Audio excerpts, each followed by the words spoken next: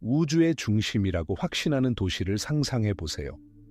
허황된 자랑이 아니라 자신의 설계의 완벽함을 간파하는 엔지니어의 차가운 자신감으로 말입니다. 기원전 5세기 아테네. 이곳의 공기는 사이프러스 나무 향과 먼지, 그리고 피르스에서 불어오는 짭짤한 바람으로 가득 차 알려진 세계 곳곳의 소식을 전합니다. 햇살이 아고라를 가득 채웁니다. 아고라는 도시의 심장이자 두뇌이자 영혼이었던 시장입니다. 스토아 현관의 그늘 아래 생선과 올리브유 가판대 사이에서 운명이 결정되고 거래가 성사되었으며, 이 도시를 세운 대리석보다 더 오래도록 기억될 아이디어들이 탄생했습니다. 아크로폴리스 위로 우뚝 솟은 파르테논 신전의 대리석은 단순한 흰색이 아니었습니다. 떠오르는 태양의 햇살 아래서는 황금빛으로, 한낮에는 눈부시게 빛났고 해질 역해는 자줏빛과 진홍빛으로 물들었습니다.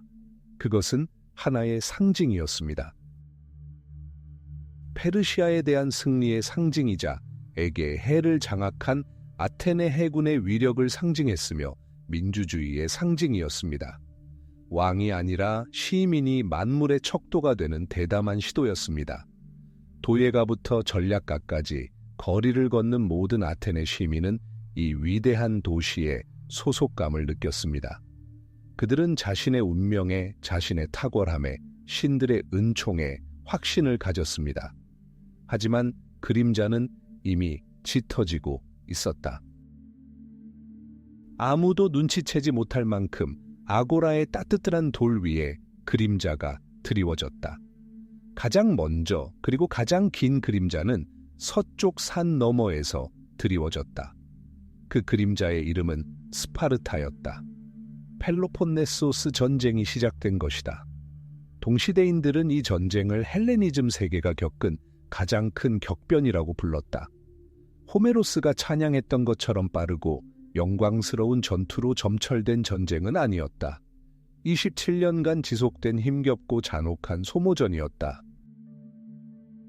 27년간의 농작물 불태우기, 황폐해진 마을들, 그리고 거의 끊임없는 공포. 긴 성벽으로 보호받던 아테네는 포위된 요새가 되어 아티카 전역에서 몰려온 피난민들로 넘쳐났다.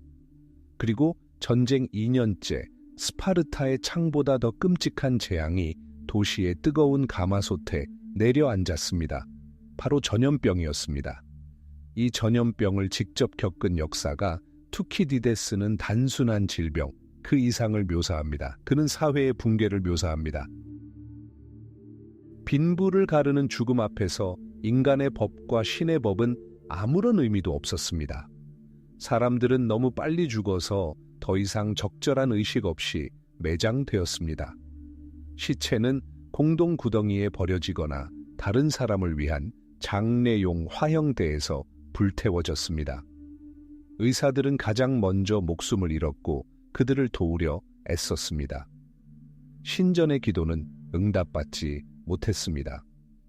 스스로를 팔라스 아테나의 총애를 받는 자로 여겼던 아테네인들은 신들이 무력하거나 무관심하다고 생각했습니다. 이 공포는 도시의 불멸성에 대한 믿음을 영혼에서 불태워버렸습니다. 수천 개의 무덤뿐만 아니라 깊고 치유되지 않는 냉소와 절망의 상처까지 남겼습니다. 도시는 살아남았습니다. 하지만 변해 있었습니다. 자존심은 열광적이고 거의 히스테리컬한 복수심으로 자리를 내주었습니다. 이 갈증은 아테네 역사상 가장 무모한 사업, 시칠리아 원정을 낳았습니다. 그리스 도시 국가 역사상 최대 규모의 함대가 시라쿠사를 정복하기 위해 수천 킬로미터를 항해했습니다. 오만과 탐욕으로 이루어진 모험이었습니다. 함대의 출항은 장관이었습니다. 피레아스 항구 전체가 승리를 확신하는 젊고 강인한 전사들로 가득 찬 함선들을 맞이했습니다. 2년 후 같은 항구에 소식이 전해졌습니다. 처음에는 모호한 소문이 돌았고 그 다음에는 초췌하고 망가진 소수의 생존자들의 이야기였습니다. 함대 전체가 파괴되었습니다. 4만 명에 달하는 군대 전체가 죽거나 차해석창에서 노예로 팔렸습니다. 거의 한 세대의 아테네인들이 사라졌습니다. 끝이었다. 전쟁의 패배는 불가피했다. 기원전 4곱 4년 아테네는 항복했다. 스파르타인들은 동맹국들의 요구와는 달리 도시를 완전히 파괴하지 않았다. 그들은 더 중요한 것, 즉 도시의 영혼을 파괴했다.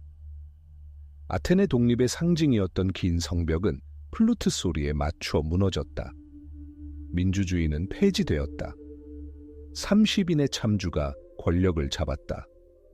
잔혹하고 친스파르타적인 정권은 자국민을 상대로 테러를 자행했다. 그들이 통치한 지 불과 8개월 만에 약 1,500명이 재판 없이 처형되었다. 재산은 몰수되었고 사람들은 거리에서 체포되었다. 어제의 이웃들은 서로를 비난했다. 모든 사회의 근간인 신뢰는 파괴되었다. 한때 자유로운 토론의 장이었던 아고라는 침묵 속에 수군거림과 공포로 가득 찼다. 민주주의는 마침내 회복되었습니다.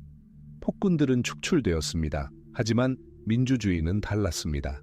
불구가 되고 편집증에 시달렸습니다. 상처를 치유하고 자신들의 불행에 책임이 있는 자들을 필사적으로 찾아냈습니다.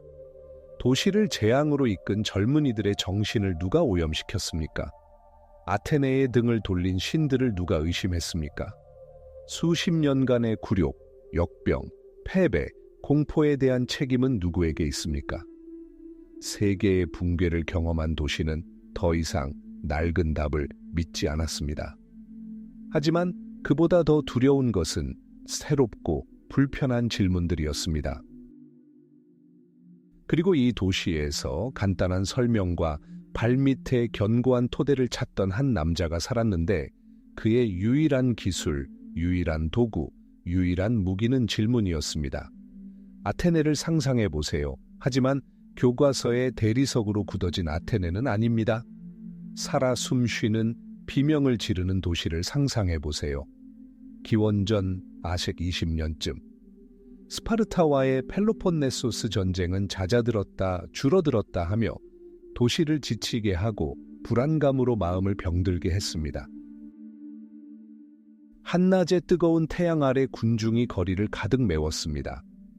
아골에서는 상인들이 서로에게 소리를 지르고 케라메이코스 지구에서는 망치 소리가 울려 퍼졌으며 공기에는 올리브 오일, 싸구려 와인, 생선, 먼지 냄새가 진동했습니다. 모든 시민이 자신의 의견을 진실로 여기는 민주주의의 용광로, 이 왁자지껄한 목소리들 속에서 이상한 인물이 배회했습니다. 그는 페이디아스가 조각한 영웅들과는 전혀 달랐다. 전혀. 그는 땅딸막하고 키가 작았으며 단순한 키톤 아래로 배가 불룩 튀어나와 있었다. 그의 몸매는 파르테논 신전을 장식한 운동선수들의 조각상과는 정반대였다. 그리고 그의 얼굴은 두꺼운 눈썹 아래 넓게 벌어진 불룩한 눈, 납작한 코, 두꺼운 입술은 신화 속 숲의 정령, 사티로스를 연상시켰다. 그는 맨발로 아테네의 먼지 속을 걸으며 마치 고향에 온 듯한 자신감을 보였다. 그의 이름은 소크라테스, 석공 소프로니스쿠스와 산파 페나레테의 아들이었다. 그는 포티다이아와 델리움에서 아테네를 위해 싸운 베테랑이자 용감한 중장보병이었다. 그는 뼛속까지 시민이었다. 그리고 그는 도시에서 가장 위험한 인물이었다. 그가 이해했듯이 그의 임무는 신의 말씀으로 시작되었습니다. 그의 친구 카이레포는 그리스에서 가장 강력한 신탁소인 델포이로 가서 피티아에게 물었습니다. 소크라테스보다 더 현명한 사람이 있습니까? 신성한 안개 속에서 전해진 여사제의 대답은 짧고 명확했습니다. 소크라테스보다 더 현명한 사람은 없습니다. 소크라테스는 당황했습니다. 그는 단 한 가지 확실한 것을 알고 있었습니다. 그는 아무것도 모른다는 사실이었습니다. 신이 어떻게 그를 가장 지혜롭다고 부를 수 있겠습니까? 그래서 그는 아폴론의 말을 시험해 보기로 했습니다. 그는 탐구를 시작했습니다. 그의 무기는 칼이 아니었다. 그의 무기는 질문이었다. 그는 정의에 대한 연설로 민중의 박수갈채를 받은 저명한 정치인에게 다가갔다. 소크라테스는 기만적인 단순함으로 고귀한 분이시여 정의란 무엇인가? 라고 물었다. 자신감에 찬 정치인은 명확한 답을 내놓았다. 그리고 끔찍한 일이 시작되었다. 소크라테스는 두 번째 질문을 던졌다. 세 번째, 네 번째 질문. 이어지는 모든 질문은 겉보기에는 악에 없어 보였지만 대화 상대의 말 속에 모순이 있음을 드러냈다. 숙련된 외과의사처럼 그는 아테네인의 확신을 한 걸음씩 분석했고 결국 그는 아고라 한가운데 홀로 남겨졌다. 그는 공개적으로 굴욕을 당하고 스스로 내린 정의에 혼란스러워하며 평생 믿어왔던 것을 설명할 수 없었다. 그는 신들에게 바치는 찬가가 신의 영감을 받은 것으로 여겨지는 시인을 찾아갔다. 소크라테스는 아름다움이란 무엇인가? 라고 물었다. 그는 유명한 군사 지도자이자 전쟁 영웅에게로 눈을 돌렸다. 용기란 무엇인가? 그리고 매번 결과는 같았다. 그의 논리라는 화관감에 부딪혀 자신감이 산산이 조각났다. 스스로 전문가라고 생각하는 사람들은 존재의 가장 근본적인 질문에 명확한 답을 줄 수 없다는 것이 드러났다. 그들은 마치 낡은 동전처럼 그 진정한 가치를 알지 못한 채 개념만 가지고 살았다. 젊은이들이 그의 주변에 모였습니다. 알키비아데스와 플라톤처럼 총명하고 부유하며 야심찬 젊은이들이었습니다. 그들은 이 지적인 광경에 매료되었습니다. 그들은 아버지의 권위가 무너지는 것을 목격했습니다. 비판적으로 생각하고 흔들리지 않는 진리로 제시되는 모든 것에 의문을 품는 법을 배웠습니다. 소크라테스는 그들에게 기성품 같은 답을 주지 않았습니다. 그는 결코 진실은 이라고 말하지 않았습니다. 그는 함께 탐구해보자 라고 말했습니다. 그는 스스로 말했듯이 어머니와 같은 존재였습니다. 오직 어머니만이 아이들이 태어나도록 도왔고 그는 다른 사람들의 마음속에 진실이 자리 잡도록 도왔습니다. 하지만 대부분의 아테네인들은 그를 산파가 아닌 다른 존재로 여겼습니다. 그들은 위협으로 여겼습니다. 그는 사회의 기반을 무너뜨리고 있었고 전통적인 미덕에 의문을 제기하고 있었으며 존경받는 시민들을 조롱하고 있었습니다. 전쟁과 정치적 불안정, 그리고 수십 년 전 도시를 휩쓴 역병에 지친 도시에서 그런 인물은 단순한 괴짜가 아니었습니다. 그는 파괴자였습니다. 정신을 타락시키는 자였습니다. 훗날 재판에서 소크라테스는 자신만의 이상적인 이미지를 선택했습니다. 그는 아테네를 크고 고귀하지만 게으른 말이라고 말했습니다. 그리고 소크라테스 자신은 신들이 이 말에게 붙여준 등팔이었습니다. 쏘고 깨우고 안일함과 무지의 위험한 잠에 빠지지 못하게 하는 등팔이었습니다. 그는 고통스럽고 성가신 곤충이었으며 그 유일한 목적은 위대한 도시가 생각하도록 강요하는 것이었습니다. 도시가 스스로를, 자신의 삶을, 자신의 가치를 성찰하도록 강요하는 것이었습니다. 그가 말했듯이 성찰 없는 삶은 살 가치가 없기 때문입니다. 이 벌레는 거의 50년 동안 아테네를 맴돌았다.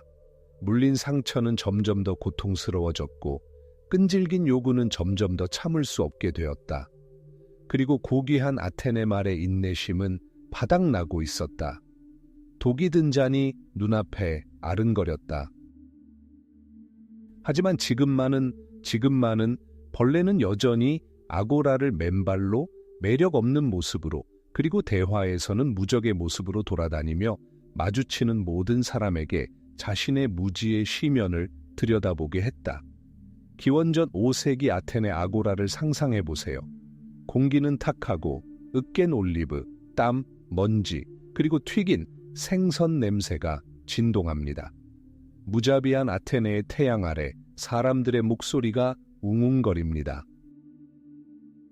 상인들의 가판대와 기둥이 늘어선 스토아들 사이에서는 온갖 것이 사고 팔립니다. 암포라, 직물, 노예, 정치적 동맹까지. 그리고 무엇보다도 중요한 것은 지혜가 바로 이곳에서 거래된다는 것입니다. 그 판매자들은 소피스트들이다. 그들은 시대의 지성인이자 언어의 달인으로 약한 주장을 강하게, 강한 주장을 약하게 만들 수 있는 능력을 지닌다. 그들은 돈을 받고 야심찬 젊은이들에게 아테네 궁정과 민회의 주요 무기인 수사학을 가르친다. 그들의 목표는 토론에서의 승리다. 진실이 아니라 설득력이다. 그들은 지식을 마치 자루에 든 상품처럼 가지고 다니며 돈을 내는 누구에게나 나눠줄 준비가 되어 있다. 그래서 그는 이 군중 속을 유유히 움직인다. 소크라테스. 세련된 소피스트들을 조롱하는 듯한 모습. 어깨가 넓고 땅딸막하며 사티로스 같은 얼굴을 하고 있다. 납작한 코와 튀어나온 눈. 그는 맨발로 다니며 겨울이든 여름이든 똑같은 허름한 튜닉을 입는다. 그는 돈을 받지 않는다.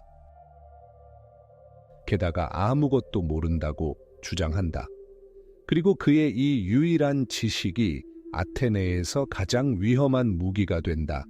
그는 제자를 찾는 게 아닙니다. 그는 동료를 찾고 있습니다.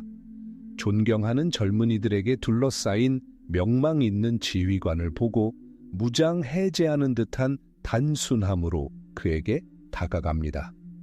오 라케스님, 당신의 용맹함은 어디에서나 칭송받습니다. 한 가지 질문을 드리겠습니다. 저는 배우고 싶습니다. 용기란 무엇입니까? 사령관은 우쭐해하며 씩 웃었다. 답은 그에게 분명했다. 소크라테스, 용기란 적 앞에서 후퇴하지 않고 자리를 지키는 것입니다.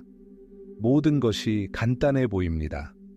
하지만 그때 역사에 소크라테스식 방법으로 기록될 생각의 춤이 시작됩니다. 훌륭한 대답이군. 소크라테스가 고개를 끄덕이며 진지한 호기심에 눈을 빛냈다. 하지만 말해봐, 후퇴하며 활을 쏘는 것으로 유명한 스키타이인들이 용감하지 않나? 사령관은 잠시 망설였다. 물론이죠. 용감한 사람이죠.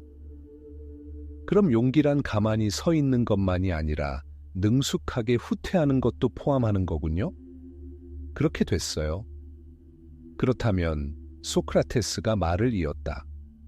그의 목소리는 조용했지만 조용한 군중 속 모든 사람에게 들릴 만큼 컸다. 호플리트의 불굴의 정신과 스키타이인의 기동력은 무슨 공통점이 있는가? 우리가 두 경우 모두에서 용기라고 부르는 바로 그 자질은 무엇인가? 여기서 장군의 자신감이 처음으로 드러납니다. 그는 새로운 정의를 제시합니다. 그리고 또 다른 정의를 제시합니다. 그리고 소크라테스는 냉혹하지만 정중한 논리로 간단하고 현실적인 사례를 들어 각각의 정의를 산산이 조각냅니다. 그는 논쟁하지 않습니다. 오직 질문만 던집니다. 그는 오만이 자신의 공허함을 깨닫게 하는 거울입니다.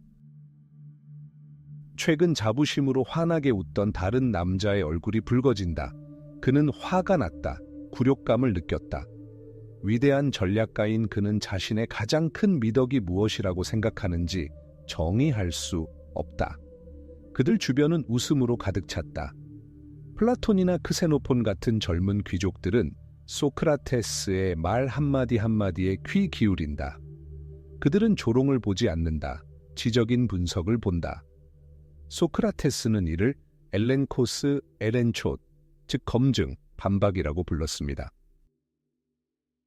하지만 이는 그의 방법론에서 파괴적인 첫 번째 단계에 불과했습니다. 대화 상대의 오만함이 깨지고 상대방이 자신의 무지를 인정하는 순간, 즉, 네, 소크라테스, 저는 모릅니다. 라고 말하는 순간 가장 중요한 단계가 시작됩니다. 그는 이를 산파술, 마이오틱스, 즉 산파의 기술이라고 불렀습니다. 그의 어머니 페나레테는 산파로서 아이들의 탄생을 도왔습니다. 그는 소크라테스가 영혼의 산파로서 진리가 탄생하도록 도왔다고 말했습니다. 그는 지식이 이미 모든 사람 안에 내재되어 있으며 단지 거짓된 의견과 편견의 층층이 묻혀 있을 뿐이라고 믿었습니다. 그리고 그의 질문은 마치 산파의 손길처럼 이 지식을 세상에 드러내는 데 도움이 됩니다. 그는 다른 사람의 마음속에 진실을 억지로 주입하지 않았습니다. 오히려 진실이 태어나도록 도왔습니다. 고통스러운 과정이었습니다. 출산은 언제나 고통스러웠습니다. 많은 이들이 그를 저주하고 미워하며 도망쳤습니다. 고통스러운 진실보다는 편안한 거짓말을 택했습니다. 하지만 남은 자들, 의심의 시련을 견뎌낸 자들은 영원히 변했습니다. 이것이 소크라테스의 혁명이었습니다. 그는 별과 원소를 논하던 천상에서 벗어나 광장으로, 다시 말해 인간의 영혼 속으로 철학을 확장했습니다. 그는 아테네인들이 스스로를 돌아보고 가장 근본적인 질문들을 던지도록 만들었습니다. 무엇이 선인가? 정의란 무엇인가? 어떻게 살아야 하는가? 그는 단 한 줄의 글도 남기지 않았습니다. 그의 철학은 대화, 활발한 소통, 토론 속에 살아 숨쉬었습니다. 그 토론의 목적은 서로를 이기는 것이 아니라 함께 진실에 도달하는 것이었습니다. 그는 게으른 아테네의 말을 쏘아 움직이게 하는 등팔이었습니다. 하지만 잠에서 깨어난 말이 항상 자신을 깨운 사람에게 고마워하는 것은 아닙니다. 그리고 그러한 공개적인 대화, 불명예를 아는 정치인, 불명예를 아는 시인을 만날 때마다 소크라테스의 명성은 커졌을 뿐만 아니라 조용하고도 깊은 증오심도 싹텄습니다. 언젠가 자신의 무지를 깨달은 대가로 가장 끔찍한 대가를 치르게 될 그 증오심 말입니다. 기원전 319년 아테네는 스파르타와의 길고 혹독한 전쟁에서 아직 굴욕적인 패배를 극복하지 못했다. 도시는 혼란에 빠져 있었다. 먼지와 씁쓸함이 가득한 공중에서 그들은 범인을 찾아 나섰다. 그리고 그들은 이상하고 불편한 형체를 발견했다. 70살의 나이에 맨발로 아골에서 끊임없이 논쟁을 벌이고 사티로스의 얼굴과 칼날처럼 날카로운 정신을 가진 소크라테스였다. 그에게는 3가지 공식적인 혐의가 제기되었습니다. 첫째, 그는 도시가 숭배하는 신들을 존중하지 않았습니다. 둘째, 그는 새로운 신들을 도입했습니다. 셋째, 그리고 가장 끔찍한 것은 젊은이들을 타락시켰다는 것입니다. 이러한 무미건조한 표현 뒤에는 아테네 사회의 깊은 두려움이 자리 잡고 있습니다. 사람들에게 모든 것을 의심하도록 가르친 사람에 대한 두려움입니다. 조상의 권위, 정치인의 지혜, 전통의 불변성. 시인 멜레토스, 영향력 있는 무두장이 아니토스, 그리고 수사학자 리코는 소크라테스가 질문과 답변의 방식으로 그토록 무자비하게 분석했던 낡은 질서를 구현하고 있었습니다. 소크라테스의 재판은 조용하고 비밀스러운 재판이 아닙니다.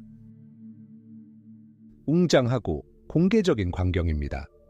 제비뽑기로 뽑힌 501명의 아테네 시민들이 헬리아스트 재판관으로 자리를 잡습니다. 이 거대하고 웅성거리는 군중 앞에서 소크라테스는 우리가 변명이라고 부르는 변론을 합니다.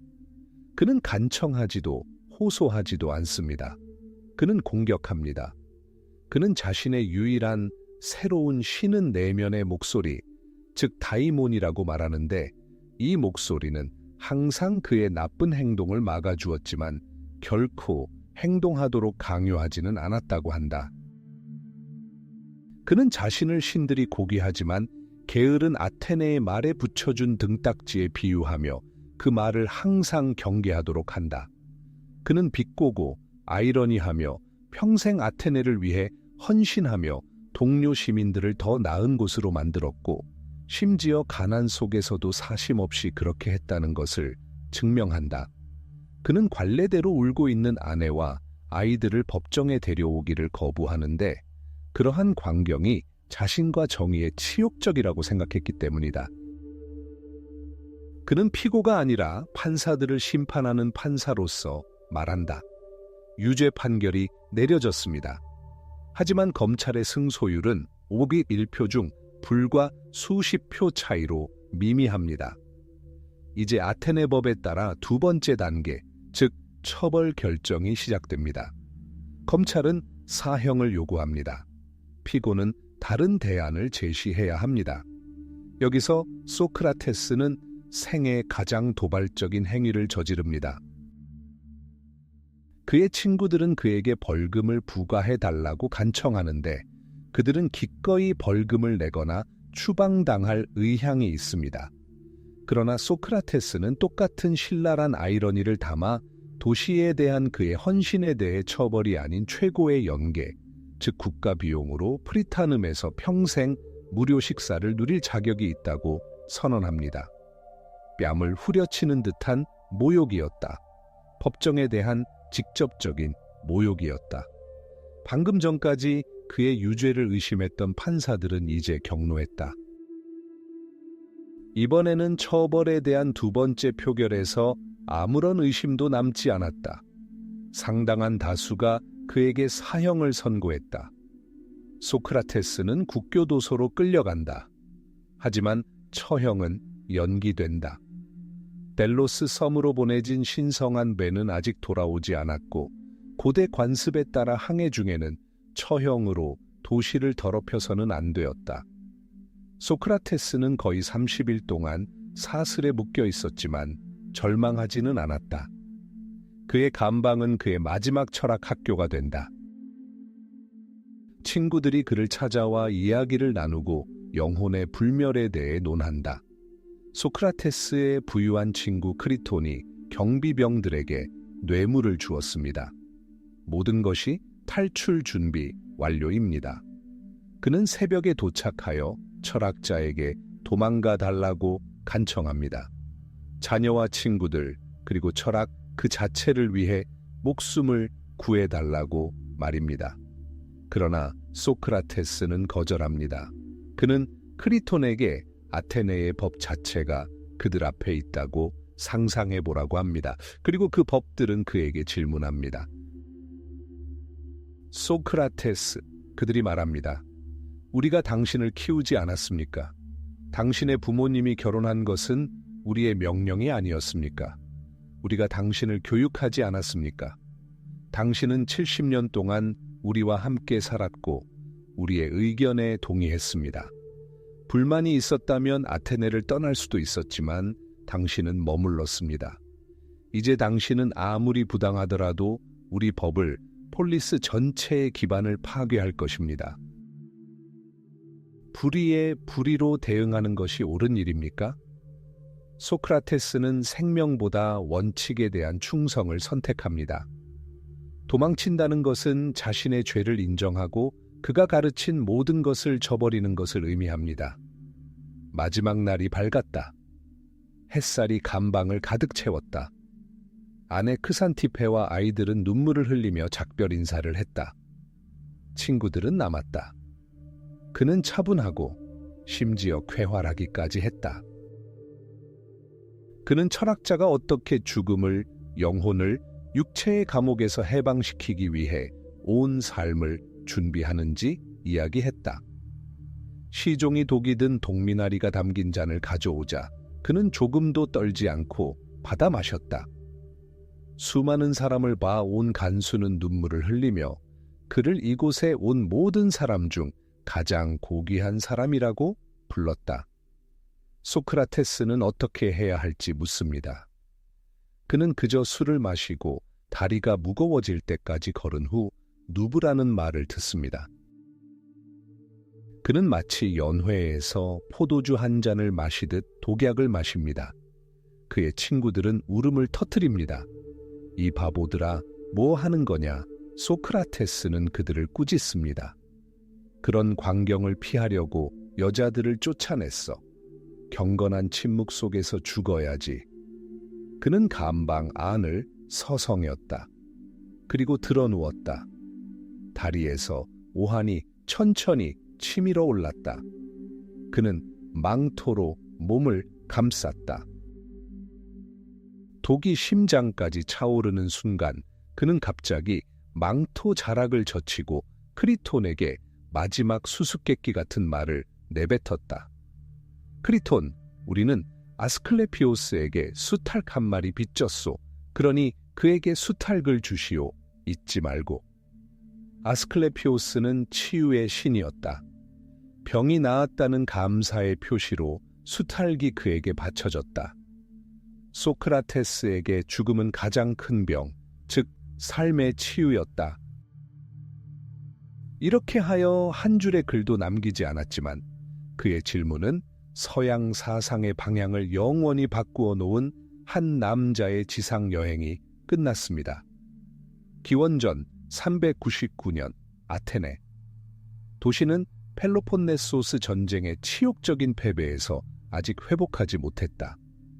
페리클레스의 황금기는 아득히 먼 기억으로 남았고 한때 승리의 찬가가 울려 퍼지던 거리에는 이제 먼지와 불안의 냄새가 진동했다. 30인의 폭정 이후 간신히 회복된 민주주의는 취약하고 의심스러웠으며 그 불행의 원인을 탓할 누군가를 찾고 있었다. 그리고 70세 노인에게서 그 원인을 찾아냈다. 그의 이름은 소크라테스였습니다. 그는 책을 쓰지도 않았고 전통적인 의미의 학교를 설립하지도 않았으며 수업료를 받지도 않았습니다. 그는 그저 아고라와 작업장, 체육관을 거닐며 이야기했습니다. 그는 질문을 던졌습니다. 불편하면서도 날카로웠고 사물의 핵심을 꿰뚫었습니다. 그는 자신감 넘치는 정치인들, 저명한 시인들, 성공한 장인들에게 자신의 무지를 인정하도록 강요했습니다. 많은 사람들에게 그는 도시의 양심을 상징하는 살아있는 화신이었습니다. 하지만 어떤 이들에게는 독이 있는 등파리처럼 쏘고 짜증을 냈습니다. 그래서 이 벌레는 피고석에 섰습니다. 시인 멜레토스, 영향력 있는 무두장이 아니토스, 그리고 웅병아 리콘이 제기한 이 고발은 지극히 명료하게 표현되었습니다. 첫째, 그는 도시가 숭배하는 신들을 존중하지 않고 새로운 신들을 도입했습니다. 둘째, 그는 젊은이들을 타락시켰습니다. 이러한 공식적인 입장 뒤에는 사람들에게 독립적으로 생각하고 권위의 의문을 제기하고 고대 신화가 아닌 자신의 마음속에서 진실을 찾도록 가르친 사람에 대한 아테네 사회의 뿌리 깊은 두려움이 자리 잡고 있었습니다. 재판은 야외에서 진행되었습니다. 제비뽑기로 뽑힌 아테네 시민 501명이 자리에 앉았습니다. 이들은 전문 변호사가 아니라 농민, 상인, 선원 등 평범한 사람들이었습니다. 그들은 당대의 가장 유명한 사상가의 운명을 결정해야 했습니다. 연설 시간은 물시계인 클레프시드라로 측정되었는데 물시계는 한 방울 한 방울 그의 생명의 초침을 빨아들였습니다. 소크라테스는 자신을 변호했습니다. 하지만 그의 변명은 자비를 구하는 것이 아니었습니다. 그의 생의 마지막이자 가장 중요한 대화였습니다. 그는 자신을 정당화하지 않았습니다. 그는 자신이 아는 것이 아무것도 없다는 것을 아는 데서만 지혜를 얻을 수 있다고 설명했습니다. 그는 내면의 목소리, 즉 자신을 악행으로부터 지켜주는 다이몬에 대해 이야기했습니다. 이것이 바로 그를 고발한 사람들이 새로운 신이라고 부르는 것입니다. 그는 자신이 타락시킨 것이 아니라 플라톤이나 크세노폰 같은 젊은이들이 부와 명예가 아닌 영혼에 관심을 갖도록 부추겼다고 주장했습니다. 그는 자신을 게으른 말에게 맡겨진 등딱지에 비유하며 국가가 무관심 속에 잠자지 않도록 막았습니다. 그는 묻는 것이 아니라 요구했습니다. 투표. 각 의원들이 점토 토큰을 투표함에 넣었습니다. 판결은 놀라울 정도로 근소했습니다. 280표는 유죄, 220표는 무죄였습니다. 단 30표가 그의 운명을 결정했습니다. 하지만 그게 끝이 아니었습니다. 아테네 법에 따르면 유죄 판결 후 두 번째 단계, 즉 형벌을 결정하는 단계가 있었습니다. 검찰은 사형을 구형했습니다. 그러나 피고인에게는 다른 형벌을 제안할 권리가 주어졌습니다. 그의 친구들은 벌금형을 제안해 달라고 간청했습니다. 그들은 얼마든지 지불할 의향이 있었습니다. 아니면 추방이라도. 그랬다면 목숨을 건질 수 있었을 것입니다. 하지만 소크라테스는 자신에게 충실했습니다. 많은 사람들이 완전히 오만하다고 여겼던 아이러니를 틈타 그는 도시에 대한 자신의 헌신에 대해 처벌이 아닌 최고의 명예, 즉 국가 비용으로 프리타눔에서 평생 무료 식사를 제공받을 자격이 있다고 선언했습니다. 전례 없는 일이었습니다. 법정 전체에 대한 모욕이었습니다. 두 번째 투표는 의심의 여지가 없었습니다. 이번에는 압도적인 다수가 사형에 찬성표를 던졌습니다. 그는 감옥에 갇혔습니다. 하지만 처형은 30일 연기되어야 했습니다. 델로스 섬으로 보내진 신성한 배는 아직 아테네로 돌아오지 않았고 고대 관습에 따라 이 기간 동안에는 유혈 사태로 도시를 더럽힐 수 없었습니다. 그 한 달은 그의 삶의 철학적 종결이 되었습니다. 친구들이 매일 그를 찾아왔습니다. 그의 부유한 친구 크리토는 탈출을 계획했습니다. 경비병들은 뇌물을 받았고 배는 기다리고 있었습니다. 모든 것이 준비되었습니다. 그러나 소크라테스는 거부했습니다. 그는 70년 동안 아테네의 법을 준수하며 살았습니다. 설령 그 법이 자신에게 부당하게 불리하게 작용한다 하더라도 그는 마지막 순간에 법을 배반할 수 없었습니다. 도망친다는 것은 자신의 죄를 인정하고 그가 가르친 모든 것을 무효화하는 것을 의미했습니다. 마지막 날이 밝았다. 아티카 언덕 너머로 지는 해가 소크라테스가 울부짖는 제자들에게 둘러싸여 영혼의 불멸에 대해 차분하게 논의하던 감방을 비추고 있었다. 간수가 동미나리가 든 잔을 가져오자 그는 마치 잔치에서 포도주 잔을 받듯 조금도 떨지 않고 받아 마셨다. 그는 잔을 찌꺼기까지 비웠다. 발끝에서 오한이 서서히 치밀어 올랐다. 몸은 마비되었지만 정신은 맑았다. 크리톤에게 한 그의 마지막 말은 수수께끼 같았다. 아스클레피오스에게 수탈 한 마리 빚졌소. 그러니 그에게 수탈을 주시오. 잊지 마시오. 그날 저녁 아테네에서 한 남자가 죽었습니다. 하지만 그의 장작더미 속에서 서구 사상사 전체를 밝혀줄 불꽃이 타올랐습니다. 그의 제자이자 젊은 귀족 플라톤은 이 사법적 보복을 목격하고 뿌리까지 흔들렸습니다. 그는 대중의 의견에 기반한 정치가 파괴적임을, 가장 현명한 시민을 죽이는 국가는 고통스럽다는 것을 깨달았습니다. 스승의 죽음은 플라톤에게 돌이킬 수 없는 지점이 되었습니다. 그는 잠재적 정치인에서 철학자로 변모했습니다. 그의 모든 미래 철학, 사상 교리, 이상 국가를 위한 계획, 이 모든 것은 하나의 끔찍한 질문에 답하려는 시도였습니다. 소크라테스가 결코 처형되지 않을 세상을 어떻게 건설할 것인가? 재는 식었지만 그 불꽃은 이제 막 시작일 뿐이었습니다. 기원전 3세 99년 아테네는 현자를 살해했습니다. 소크라테스에게 건네진 동미나리 한 자는 그의 몸뿐만 아니라 그의 가장 위대한 제자 플라톤의 영혼까지 독살했습니다.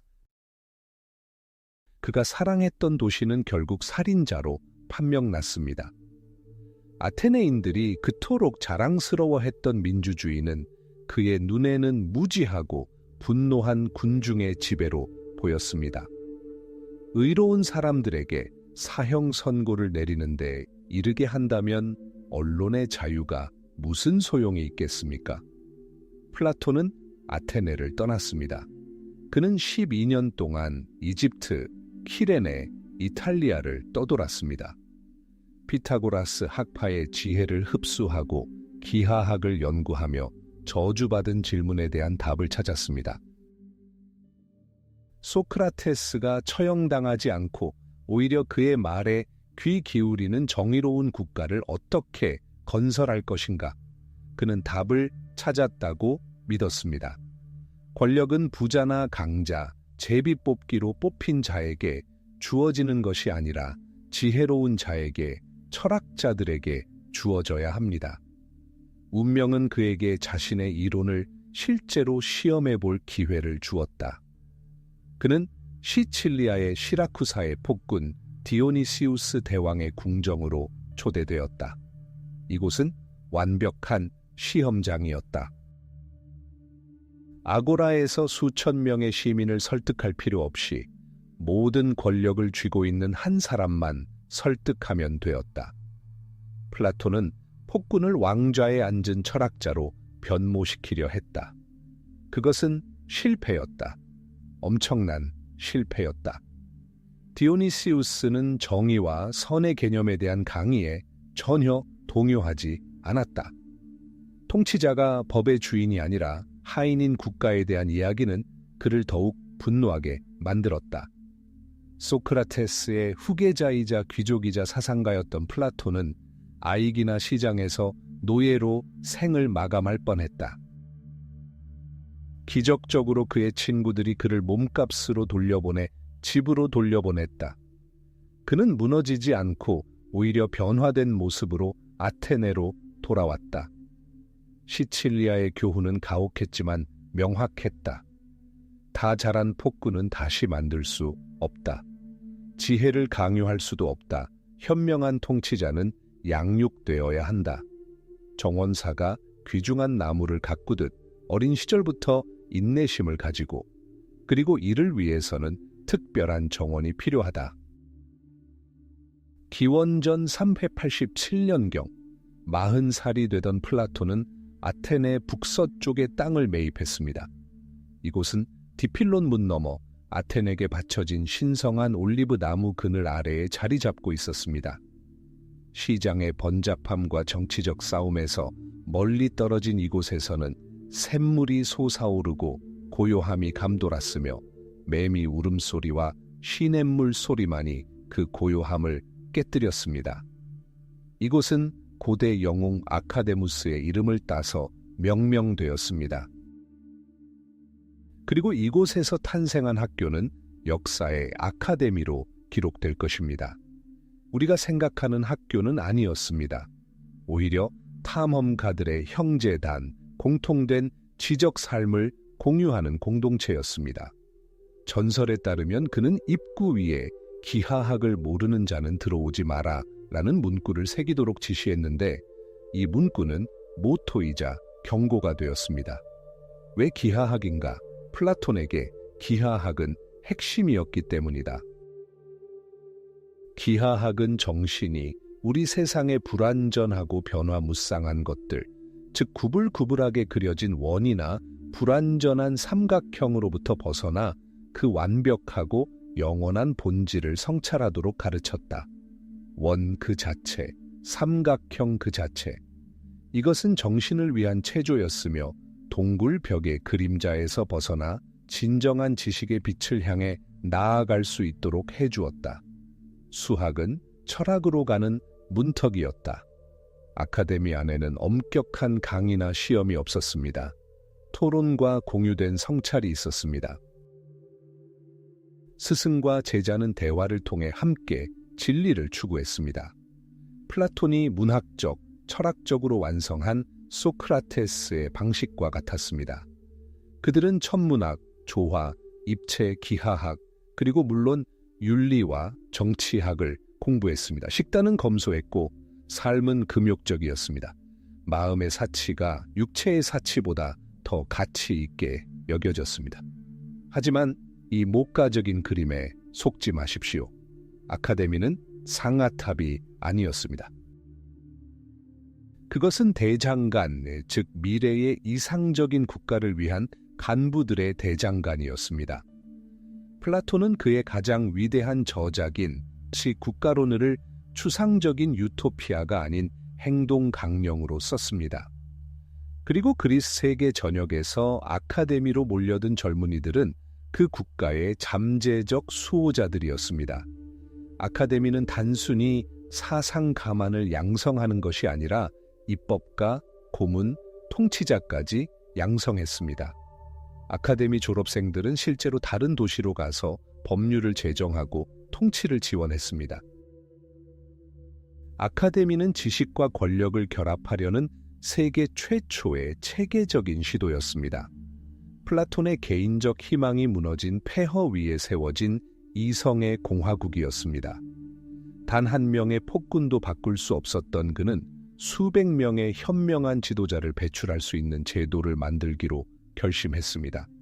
전투에서는 졌지만 무지에 맞선 계몽전쟁, 즉 천년전쟁의 초석을 놓았습니다. 플라톤은 죽을 때까지 40년 동안 자신의 아이디어를 이끌었습니다. 아카데미 자체도 변화하고 발전하며 거의 900년 동안 지속되어 미래 모든 대학의 원형이 되었습니다. 노련하고 경험 많은 철학자는 아테네 민주주의의 탄생과 그 몰락을 지켜본 올리브나무 그늘에 앉아 있었습니다. 그는 더 이상 스승처럼 아골에서 상인들과 논쟁하지 않았습니다. 그는 인간의 정신이라는 토대에서 시작하여 새로운 세상을 건설하고 있었습니다. 그리고 머지않아 곧 북쪽 마케도니아 스타기라에서 온 17살 소년이 이 문으로 들어올 것입니다. 외과의사의 메스처럼 예리한 지성을 가진 이 소년의 세계관은 스승의 업적을 영원히 바꿔놓을 것입니다. 기원전 3세 99년, 아테네는 독살당했다. 소크라테스가 마신 독초 때문이 아니라 이 잔을 입술로 가져가게 만든 독 때문에. 소크라테스의 제자이자 귀족이었던 플라톤에게 세상은 무너졌다. 그가 사랑했던 도시는 그가 아는 가장 정의로운 사람을 죽였다. 아테네인들이 그토록 자랑스러워했던 민주주의는 무지한 군중의 통치가 되어 이해하지 못하는 것을 판단했다. 가장 큰 불의를 저지른 도시에서 어떻게 정의를 말할 수 있겠습니까? 아무도 원하지 않는 거리에서 어떻게 진실을 찾을 수 있겠습니까?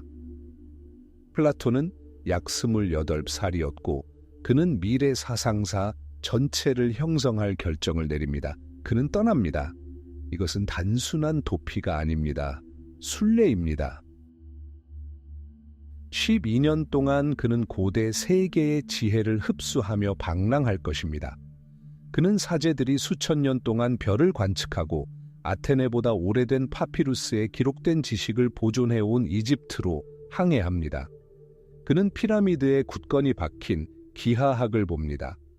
변덕스러운 아테네의 법칙과는 달리 완벽하고 영원하며 불변하는 기하학입니다. 그는 북아프리카의 키레네로 가서 저명한 터도로스의 지도를 받으며 수학을 공부합니다. 그런 다음 이탈리아 남부의 피타고라스 공동체로 향합니다. 그곳에서는 숫자와 조화가 우주 구조의 열쇠로 여겨집니다. 그리고 이 모든 세월 동안 그의 머릿속에는 아테네 감옥 밖에서 벌어졌던 그 끔찍한 날 한 가지 근본적인 질문이 싹 텄습니다. 정의, 아름다움, 선함, 즉 소크라테스가 물었던 모든 것이 이 세상, 사람, 사물, 그리고 의견의 세상에서 발견될 수 없다면 어쩌면 여기서는 그런 것들을 찾을 가치가 없는 걸까요? 플라톤은 청년이 아니라 놀라운 사상을 지닌 성숙한 사상가로서 아테네로 돌아왔다. 그는 깨달았다. 우리가 세상에서 보고 듣고 만지는 모든 것은 희미하고 불완전한 복제품일 뿐이다. 그림자, 실제하는 무언가의 메아리, 어딘가에 또 다른 세계가 존재한다. 완벽하고 영원한 모형의 세계, 관념의 세계, 혹은 그가 불렀듯이 에이도스. 우리가 보는 모든 말은 늙고 죽습니다. 하지만 그 생각 자체, 즉 그 말다움은 영원 불변합니다. 모든 정의로운 행위는 절대적이고 완벽한 정의의 희미한 반영일 뿐입니다. 모든 아름다운 대상은 진정한 아름다움의 그림자일 뿐입니다. 우리 세상은 생성의 세계입니다. 그리고 생각의 세계는 존재의 세계입니다.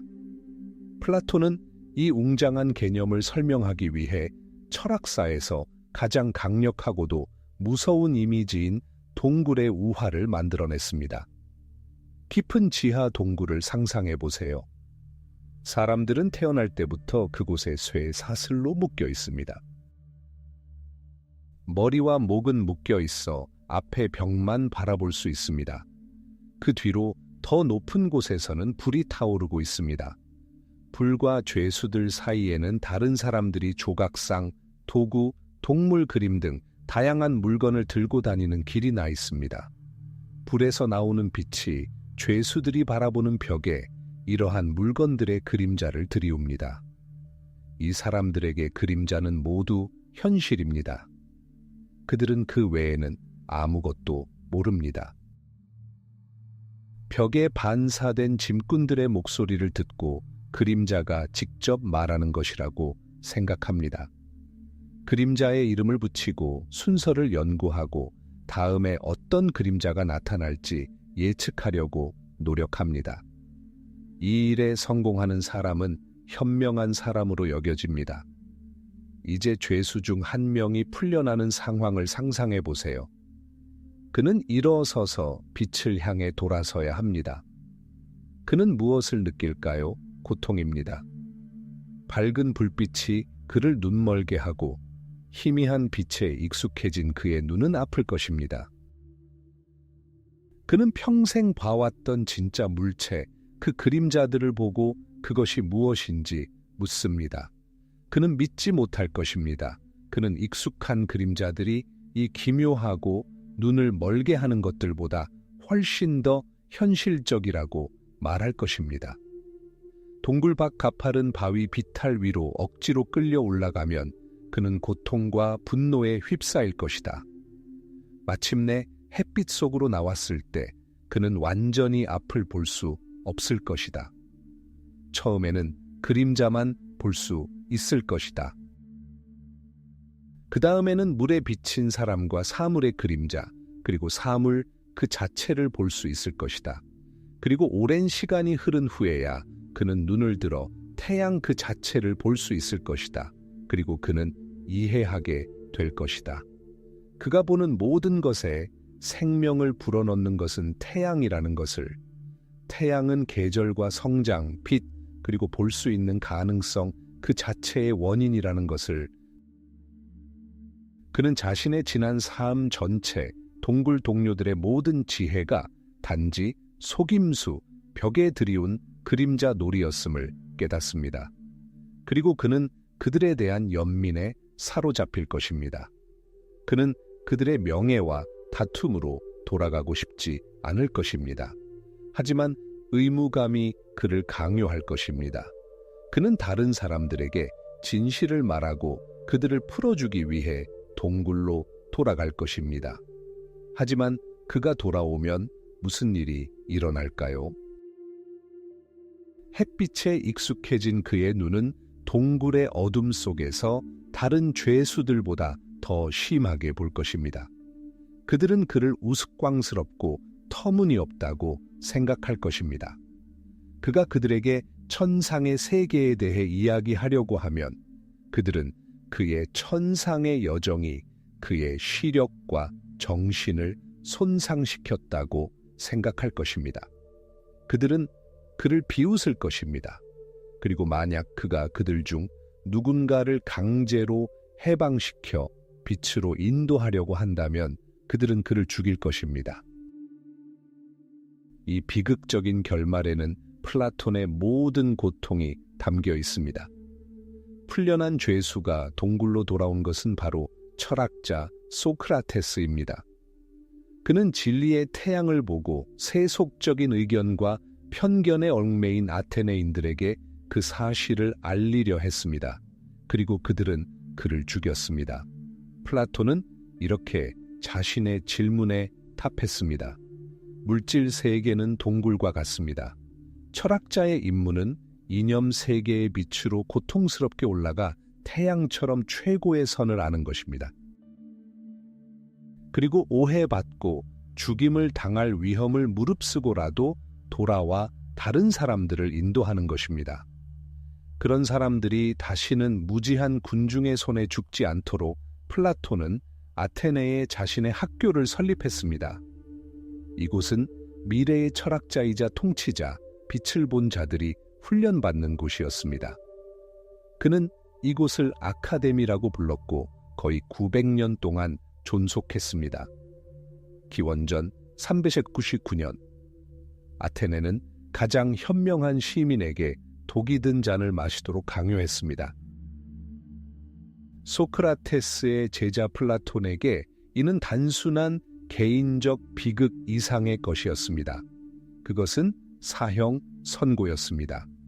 한 개인이 아니라 제도에 대한 사형 선고였습니다. 아테네인들이 그토록 자랑스러워했던 민주주의는 스스로 병들었음을 증명했습니다. 최고의 의사를 죽인 것입니다. 충격과 환멸에 빠진 플라톤의 마음속에는 그의 삶 전체를 규정할 질문이 떠올랐습니다. 어떻게? 정의를 위해 봉사해야 하는 국가가 어떻게 그토록 엄청난 불의를 저지를 수 있었을까요?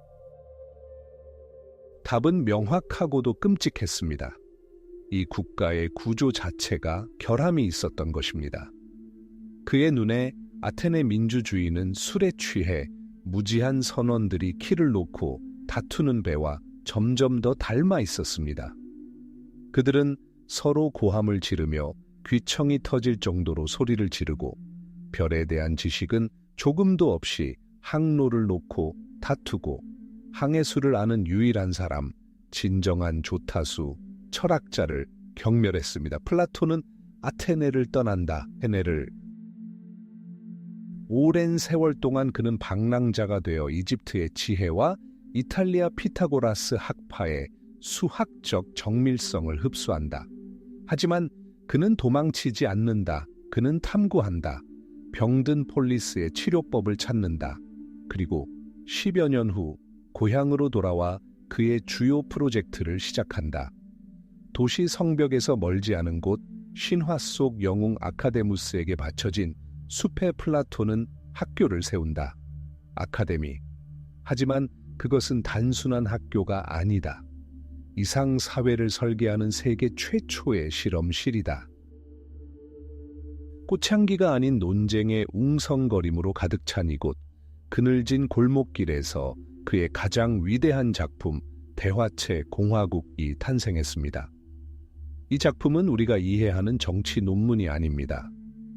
완벽한 정의의 기계를 위해 마지막 나사 하나까지 꼼꼼하게 다듬어진 치밀한 청사진입니다. 플라톤은 비유로 시작합니다. 그는 국가를 대문자로 쓰인 인간이라고 말합니다. 인간이 이성, 의지, 욕망을 가지고 있는 것처럼 이상적인 국가는 세 가지 신분, 세 가지 카스트로 이루어져야 하며 각 신분은 흠잡을 데 없이 정확하게 제 기능을 수행해야 합니다. 맨 위에는 철학자이자 통치자들이 있습니다. 그들은 국가의 두뇌입니다. 그들의 영혼은 순금으로 주조된 사람들입니다. 그들이 통치하는 것은 권력을 원해서가 아닙니다. 오히려 권력은 그들에게 짐입니다. 그들이 통치하는 것은 수십 년간의 고된 훈련 끝에 오직 그들만이 이념의 세계, 영원한 형상의 세계를 분별하고 최고의 선을 이해할 수 있었기 때문입니다. 그들은 대중에게 어떻게 보이는지가 아니라 진정한 정의가 무엇인지 압니다. 아래에는 경비병, 즉 전사들이 있습니다. 그들은 국가의 심장이자 가슴입니다. 그들의 영혼은 은빛으로 물들어 있습니다. 용감하고 전투에서는 맹렬하지만 통치자에게는 순종적입니다. 그들은 평생을 몸과 마음을 단련하는 데 바쳐 내외부의 적들로부터 국가를 수호합니다. 그리고 이 피라미드의 맨 아래에는 농부와 장인들이 있습니다. 국가의 배꼽과 같습니다. 청동과 철로 만들어진 인간들, 그들의 목적은 폴리스의 삶에 필요한 모든 것을 생산하는 것입니다.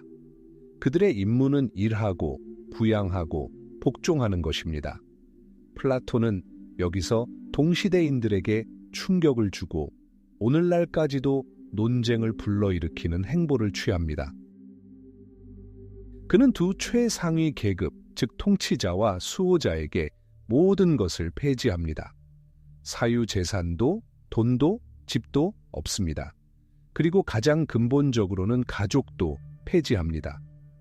이 계급의 남녀는 평등하며 함께 훈련하고 함께 통치합니다. 엄격한 국가 계획에 따라 최고 중에 최고로 훌륭한 가정에서 태어난 아이들은 태어나자마자 부모에게서 떨어져 공동주택에서 함께 자랍니다. 아무도 자기 아이가 누구인지 알 수 없습니다. 아무도 자기 아버지가 누구인지 알 수 없습니다. 왜일까요? 악의 근원인 탐욕과 족벌주의를 근절하기 위해서입니다. 그래서 수호자는 전투에 나갈 때 자신의 가족이 아니라 유일한 가족인 국가의 모든 아이들을 보호합니다.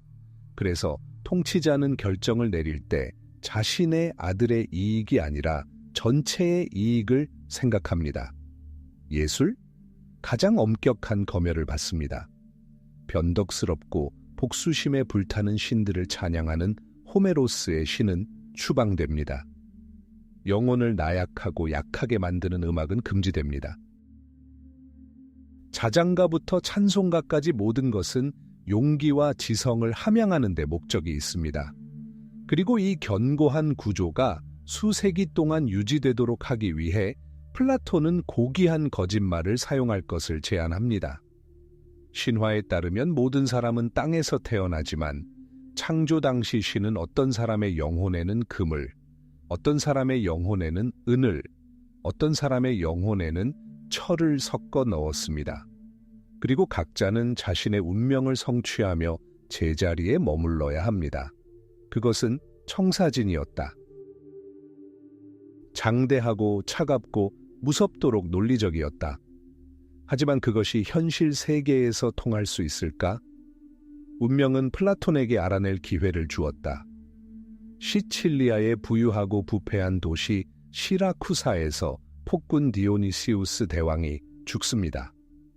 그의 후계자인 소디오니시우스는 젊고 유순합니다. 새 통치자의 삼촌이자 플라톤의 친구이자 숭배자였던 디오는 아테네에 절박한 호소를 보냅니다. 어서 오세요. 철학자 왕을 세우는 것을 도와주세요.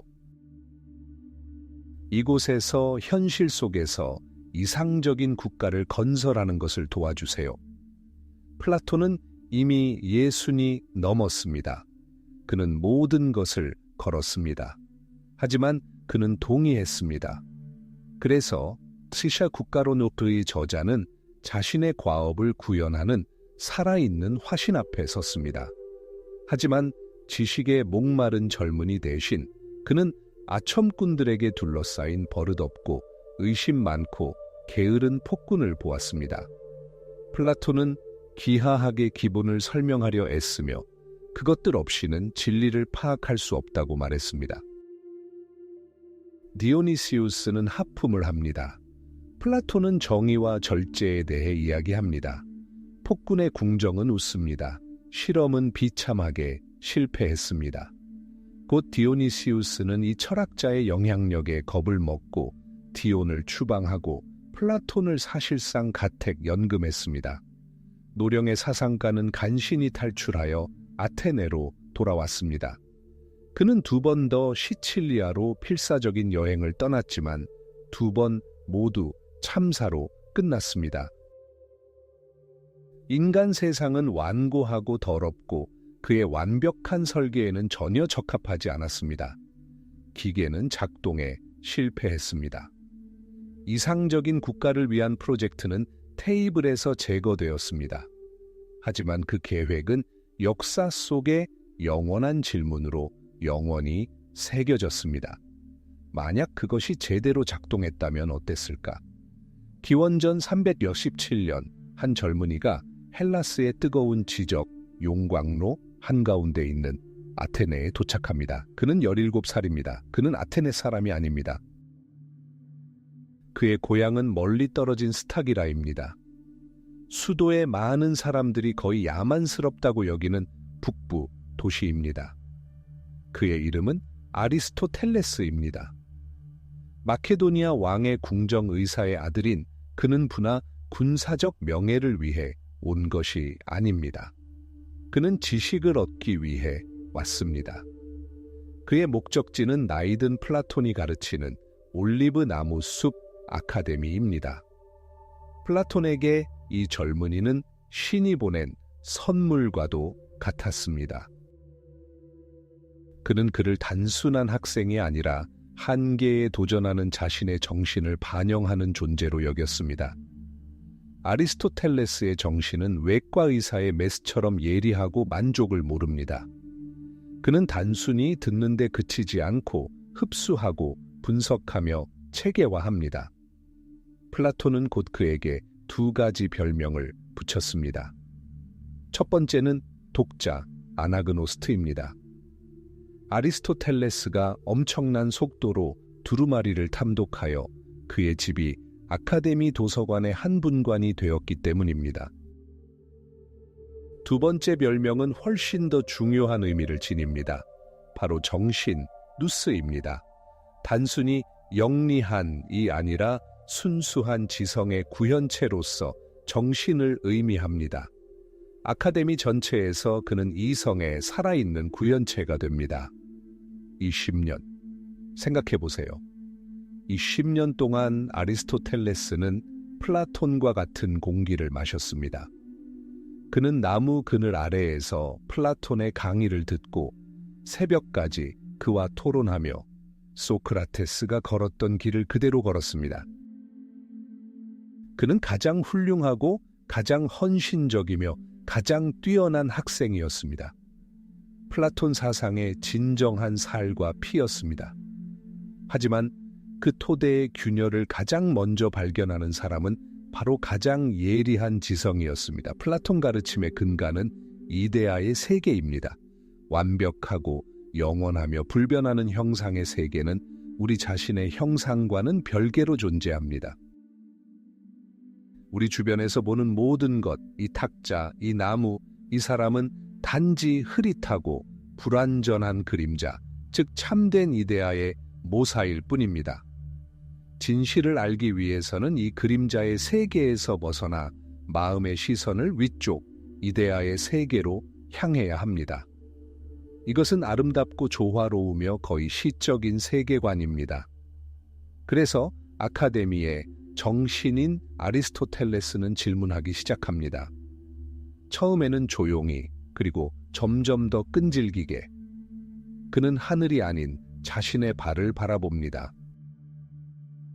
돌멩이를 주워 모으고 나무잎을 살펴보고 동물들의 습성을 관찰합니다. 그의 아버지는 의사였고 어린 시절부터 관찰과 경험, 만지고 연구할 수 있는 것에만 의존하는 데 익숙해져 있었습니다. 그리고 그는 묻습니다. 살아있는 모든 말을 무시하지 않고 어떻게 말의 본질을 이해할 수 있을까요? 현실 세계의 선행을 연구하지 않고 어떻게 선이라는 개념에 대해 이야기할 수 있을까요? 아리스토텔레스에게 이는 상상할 수 없는 일입니다. 그는 사물의 형상이나 관념이 구름 속 어딘가에 떠다니는 것이 아니라 바로 여기 사물 자체 안에 있다고 주장합니다. 이 특별한 참나무의 본질은 참나무 자체에 있지 천상의 원형에 있는 것이 아닙니다. 세상을 이해하려면 세상 그 자체를 그 모든 다양성 속에서 연구해야 합니다. 분류하고 자료를 수집하고 관찰해야 합니다. 이는 단순한 주장이 아니었습니다. 혁명이었습니다. 철학의 핵심에 자리 잡은 지각 변동이었습니다. 위를 향한 시선과 아래를 향한 시선이 충돌했습니다. 플라톤이 살아있을 때 그것은 긴박한 대화였지만 대화였습니다. 위대한 스승이자 위대한 제자였습니다. 그러나 기원전 347년 플라톤이 죽습니다.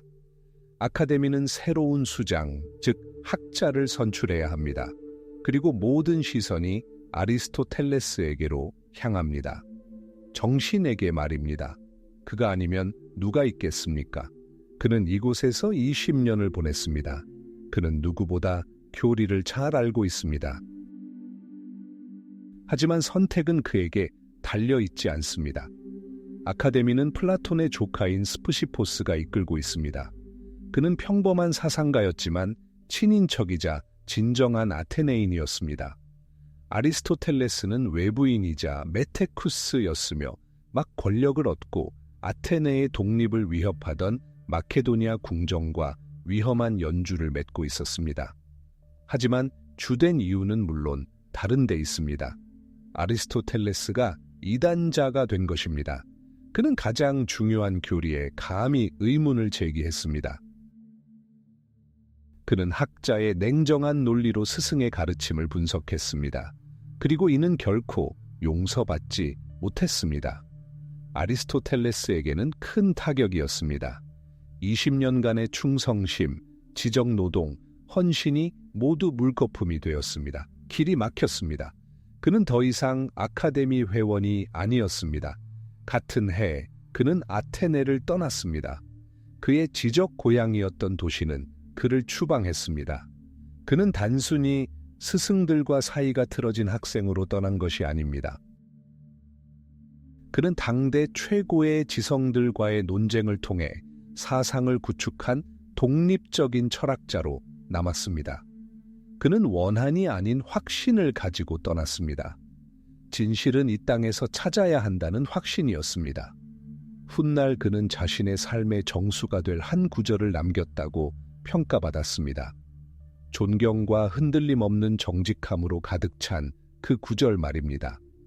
플라톤은 나의 친구이지만 진실은 더욱 소중하다. 신성한 올리브 나무 그늘 아래 영웅 아카데무스에게 바쳐진 정원에서 공기는 생각으로 가득 찼습니다. 플라톤의 아테네 아카데미에서 현실은 희미한 그림자에 불과했습니다.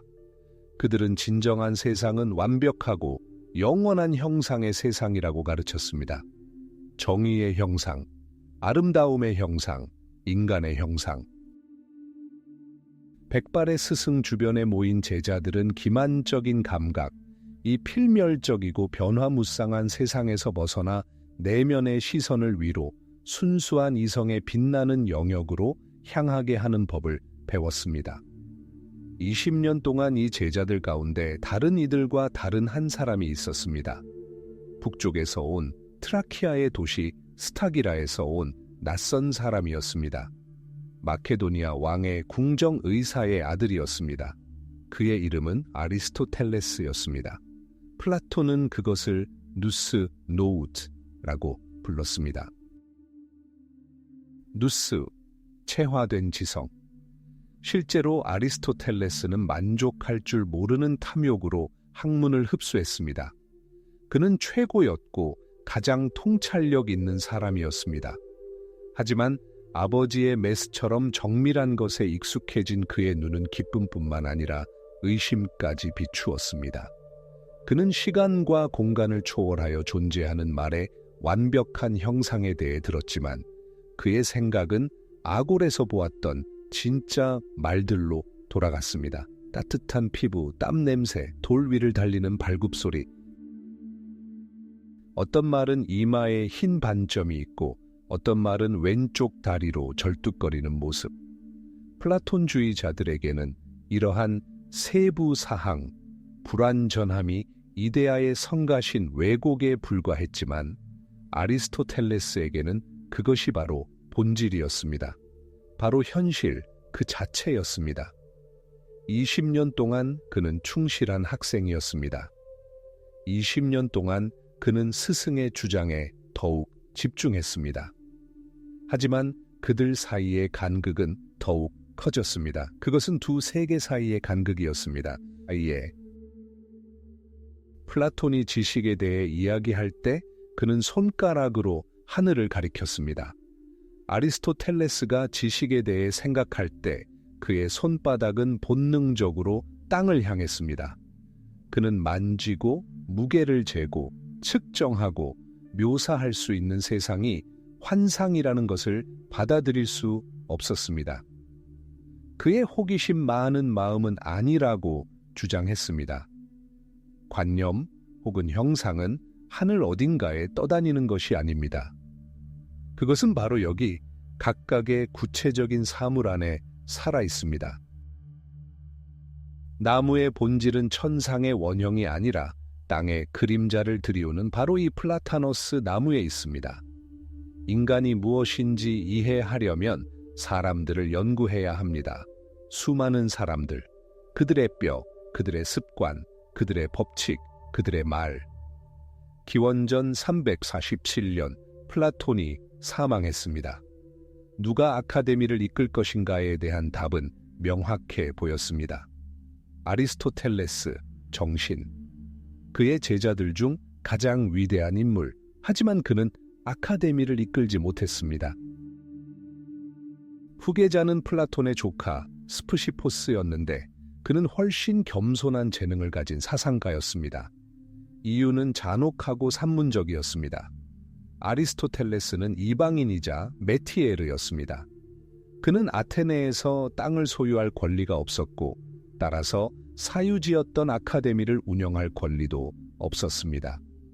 당대 최고의 철학자였던 그는 자신의 출신과 법적 지위 때문에 밀려났습니다.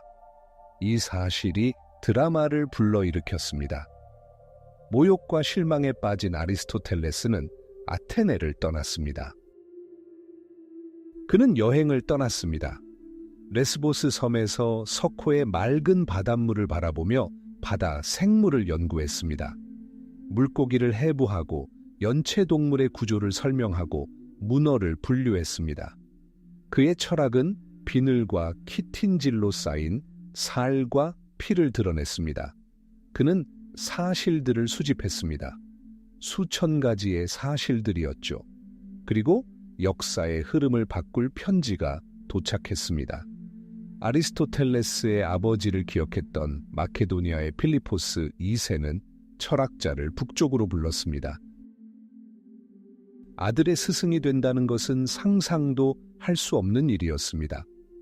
알렉산더라는 이름의 거칠고 사나우며 총명한 13살 소년이 말입니다.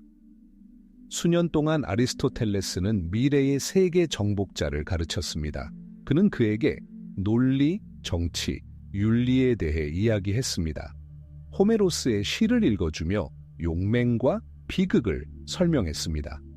그는 이 어린 독수리에게 그리스의 비례 원리, 즉 폴리스가 인간 공동체의 가장 고귀한 형태라는 생각을 심어주려고 노력했습니다. 알렉산더가 이러한 교훈에서 정확히 무엇을 배웠는지는 알려져 있지 않습니다. 그러나 아시아 정복을 위해 출정할 때 이국적인 식물, 동물, 광물을 가득 실은 스승 호송대를 보냈다는 것은 알려져 있습니다. 연구 자료.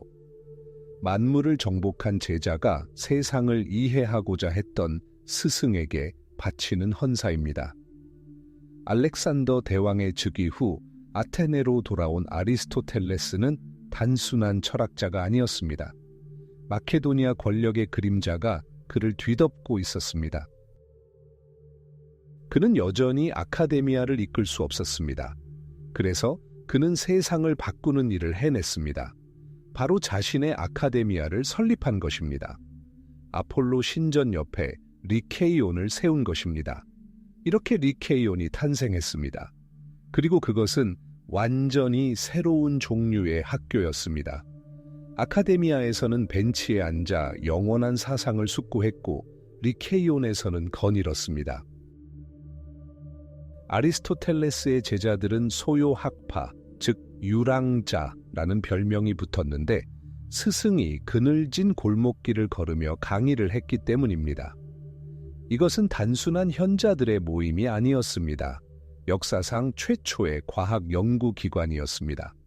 아리스토텔레스와 그의 제자들은 인류가 활용할 수 있는 모든 지식을 수집하고 체계화하고 분석하는 기념비적인 과제를 스스로에게 부여했습니다. 그들은 동물을 해부하고 식물 표본을 수집하고 기상 현상을 연구했습니다.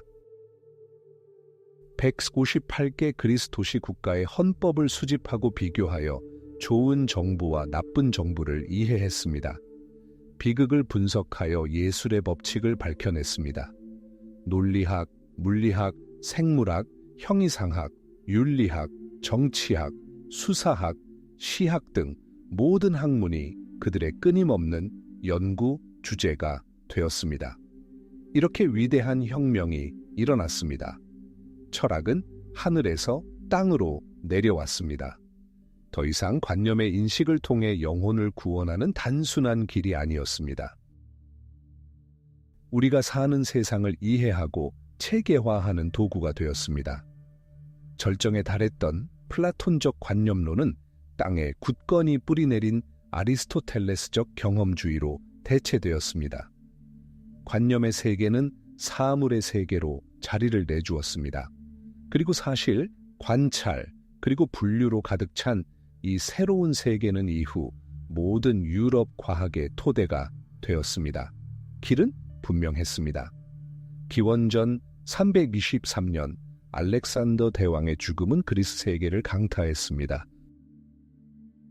마케도니아의 지배에 굴욕을 당한 아테네에서 이 소동은 복수를 외치는 외침으로 변했습니다. 그리고 첫 번째 표적은 장군이 아니라 철학자였습니다. 아리스토텔레스, 플라톤의 제자이자 알렉산더의 스승이기도 한 마케도니아인이었습니다. 기소는 예측 가능했고 거의 의식적인 것이었습니다. 불경죄였습니다.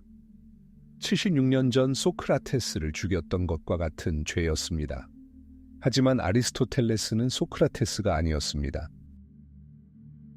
그는 재판과 동미나리 한 잔을 기다리지 않았습니다.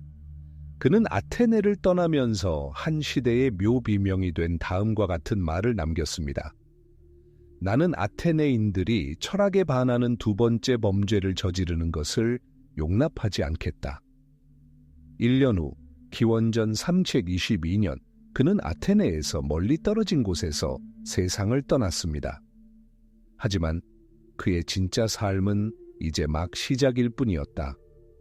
수세기 동안의 삶.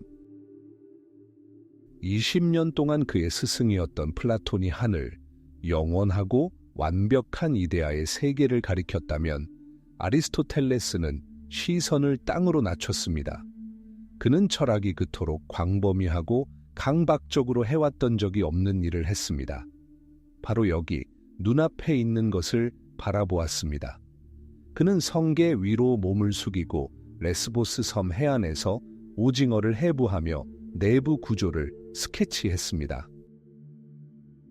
그는 이상적인 국가가 어떻게 구성되어야 하는지가 아니라 현존하는 국가들이 실제로 어떻게 구성되는지 이해하기 위해 158개 그리스 도시 국가의 헌법을 수집하고 분석했습니다. 아폴로 신전과 가까워서 그렇게 명명된 그의 학교, 리케이오는 추상적인 대화를 나누는 장소가 아니라 세계 최초의 과학 연구 기관이었습니다. 아리스토텔레스의 제자들인 소요학파 페리파테틱스는 지붕이 있는 회랑, 즉 페리파토스, 페리파토트를 거닐며 대화를 나누는 습관에서 그 이름을 따왔습니다. 하지만 그들은 단순히 거닐기만 한 것이 아니었습니다. 그들은 수집하고 목록을 만들고 분석했습니다. 비극의 구조부터 벌의 습성, 말의 논리부터 영혼의 본질까지 전 세계가 그들의 꼼꼼한 연구의 대상이 되었습니다. 아리스토텔레스는 단순히 생각만 한 것이 아니었습니다. 그는 건설했습니다. 그는 모든 미래 서양 사상의 틀, 즉 지지 구조를 세웠습니다. 도구를 뜻하는 오르가논이라는 제목으로 수집된 그의 논리학 저작들은 바로 그러한 사고의 보편적 도구가 되었습니다. 그는 추론 규칙을 최초로 정형화하고 3단 논법의 원리를 발전시켰습니다. 3단 논법은 두 개의 참인 명제에서 반박할 수 없이 참인 세 번째 명제를 도출해낼 수 있는 메커니즘입니다. 모든 사람은 죽는다. 소크라테스는 인간이다. 따라서 소크라테스는 죽는다. 이는 자명해 보입니다. 하지만 이러한 자명함을 법칙, 즉 어떤 논증이든 구성할 수 있는 청사진으로 변형시킨 것은 바로 아리스토텔레스였습니다. 그는 인류에게 이성의 문법을 제공했습니다. 그는 생명체를 분류하여 생물학의 기초를 다졌습니다. 그는 정부를 군주정, 귀족정, 정치체로 구분하고 각 체제의 왜곡된 형태, 즉 폭정, 과두정, 민주주의를 묘사했습니다. 그는 인간 삶의 목적을 덧없는 쾌락이 아니라 덕행을 통해 달성되는 온전한 인간 발전 상태인 행복, 의다이모니아으로 정의했습니다. 그의 트숏 니코마코스 윤리학은 신의 계명을 담은 책이 아니라 최고의 자아를 성취하기 위한 실용적인 지침서입니다. 시학에서 그는 드라마의 메커니즘을 밝혀내 비극이 왜 우리에게 그토록 큰 감동을 주는지 설명하고 연민과 두려움을 통한 정화인 카타르시스라는 개념을 소개했습니다. 그는 우리에게 범주, 에너지, 본질, 물질, 형태, 원인이라는 단어와 개념을 주었습니다.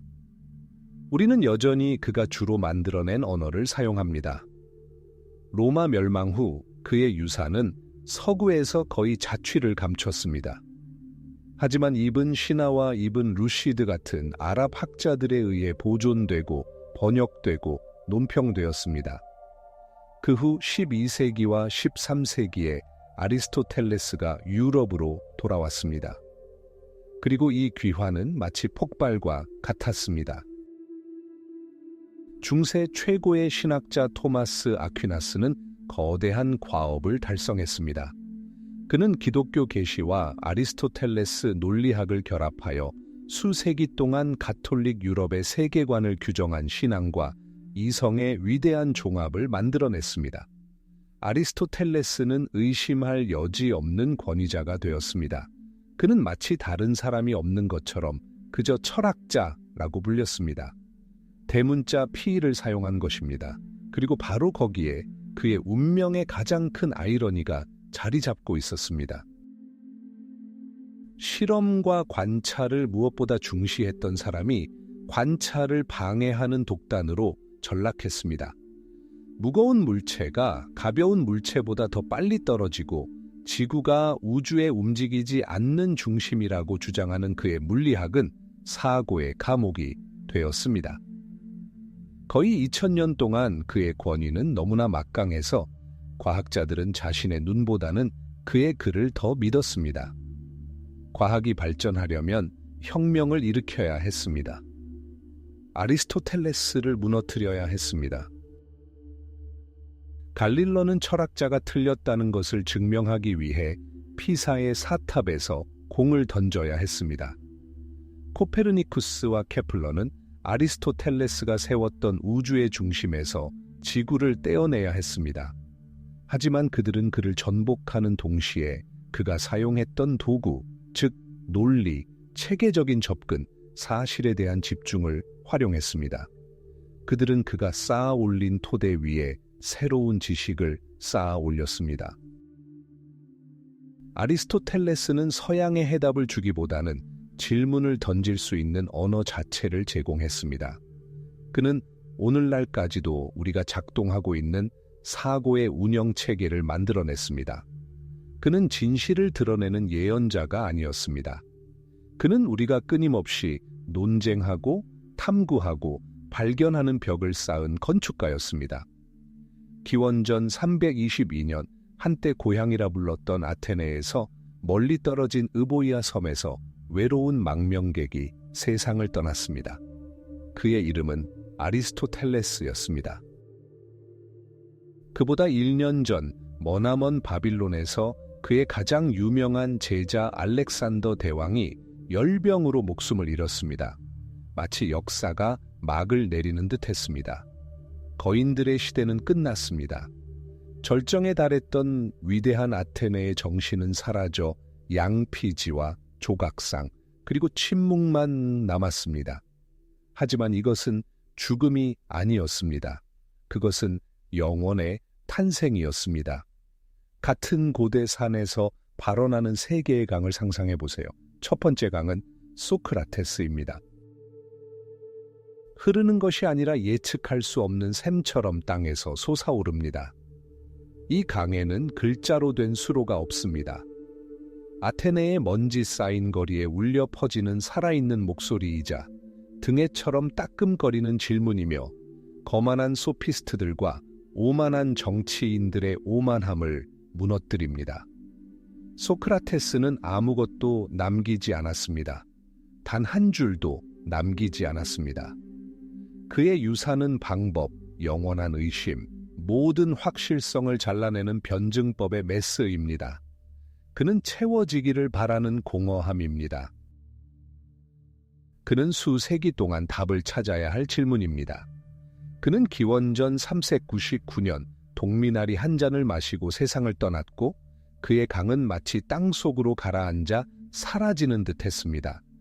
하지만 그 강은 두 번째 거대한 강 플라톤에게로 이어졌습니다. 소크라테스가 문제였다면 플라톤은 최초의 위대한 답이었습니다. 그는 귀족이자 시인, 투사였으며 그의 영혼은 위로, 완벽한 이념의 세계를 향해 열망했습니다. 기원전 387년 그는 아카데미아를 설립했습니다. 단순한 학교가 아니라 역사상 최초의 대학으로 거의 1000년 동안 지속되었습니다. 플라톤은 소크라테스의 신랄하고 생생한 대화를 그의 텍스트라는 불멸의 청동에 담아냈습니다.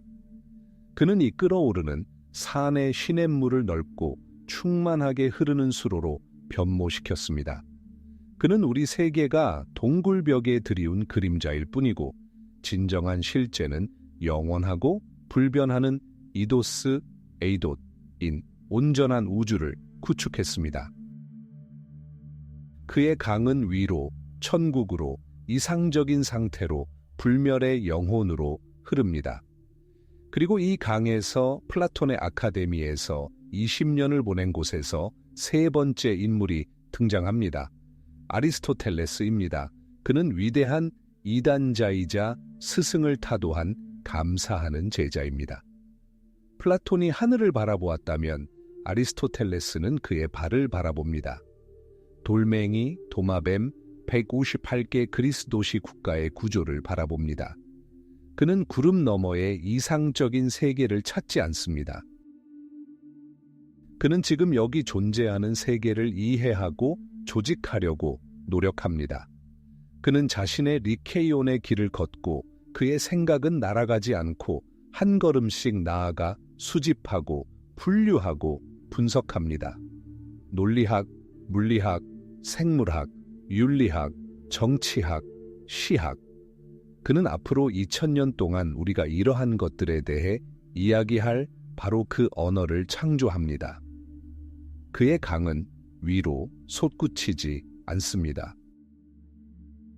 지구를 가로질러 퍼져 모든 움푹 들어간 곳, 모든 생명체, 모든 인간 창조물을 탐험합니다. 세계의 뚜렷한 흐름, 소크라테스는 이 문제의 살아있는 핵심입니다. 플라톤은 이상 세계의 설계자입니다. 아리스토텔레스는 현실 세계의 체계화자입니다. 그러나 그리스의 자유가 끝나갈 무렵 이 세 강은 하나로 합쳐져 헬라스의 경계 너머로 흘러가는 막을 수 없는 급류가 됩니다. 처음에는 로마에 영향을 공급했습니다. 키케로는 그리스어를 라틴어로 번역했고 스토아 학파는 아테네에서 쌓은 토대 위에 윤리를 세웠습니다. 로마가 몰락하고 유럽이 황혼에 빠져들 때에도 이 흐름은 마르지 않을 것입니다. 아랍 세계의 학자들이 이 흐름을 주에 깊게 수집하여 새로운 통로로 흘려보낼 것입니다. 바그다드와 코르도베에서는 아리스토텔레스를 단순히 철학자라고 부를 것입니다. 이븐 시나와 이븐 루시드가 보존하고 해설한 그의 저작들은 스페인과 시칠리아를 거쳐 유럽으로 돌아올 것입니다. 그리고 두 번째 홍수가 시작될 것입니다. 토마스 아퀴나스는 아리스토텔레스의 논리를 기독교 신학에 적용하여 중세 전체의 지적 틀을 구축할 것입니다. 신플라톤주의자들과 아우구스티누스를 거쳐 걸러진 플라톤의 사상은 서양의 신비주의적이고 관념주의적인 전통의 자양분을 제공할 것입니다. 그러다 르네상스가 도래하고 유럽은 그리스어 번역본뿐만 아니라 원문까지 재발견하게 될 것입니다. 그리고 이는 폭발적인 변화를 가져올 것입니다. 근대 과학은 아리스토텔레스와의 길고 격렬한 논쟁으로 탄생했습니다. 근대 정치 철학은 플라톤의 즉 국가론과의 끝없는 대화로 탄생했습니다. 데카르트, 스피노자, 칸트, 헤겔 모두 이 강둑에 서서 강물을 끌어올리거나 강의 흐름을 바꾸려고 시도했습니다. 소크라테스가 아테네 아고라에서 질문을 던진 지 2400년이 흘렀습니다. 우리는 그와 플라톤 그리고 아리스토텔레스가 함께 만들어낸 세상에 살고 있습니다. 우리가 생각하는 단어들, 즉 논리, 관념, 에너지, 정치, 윤리, 민주주의는 마치 그 단어들이 흐르듯 돌멩이처럼 흩어집니다.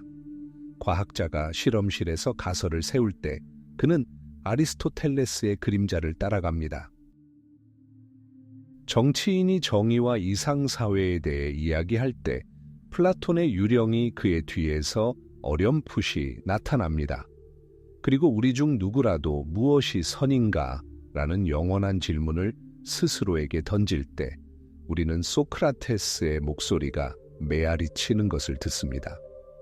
작고 번화한 그리스 도시에서 발원한 세 개의 강은 제국과 문명을 거쳐 수세기의 망각과 재생의 시대를 거쳐 흘러왔습니다.